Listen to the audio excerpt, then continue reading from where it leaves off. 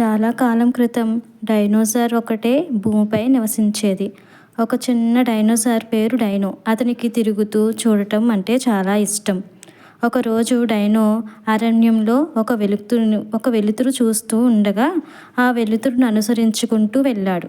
ఒక మెరిసే గుడ్డును కనుగొన్నాడు. ఆ గుడ్డును చూసి వెళ్దామా లేదా అని ఎదురు చూస్తూ ఉన్నాడు. ఆ గుడ్డు పగిలింది. అందులో నుండి ఓ బేబీ డైనోసారు బయటికి రావడం మొదలుపెట్టింది.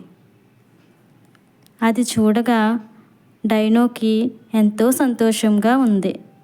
ఎందుకంటే ఒంటరిగా ఉన్న ఆ డైనోకి ఒక మిత్రుడు దొరికాడు. అలా వాళ్ళిద్దరూ స్నేహపూర్వకంగా ఆడుకుంటూ ఎంతో అన్యోన్యంగా అరణ్యంలో తిరుగుతూ ఉండేవారు. మీకు ఈ డైనోసార్ స్టోరీ నచ్చినట్లయితే ప్లీజ్ సబ్స్క్రైబ్ ఫర్ మీ.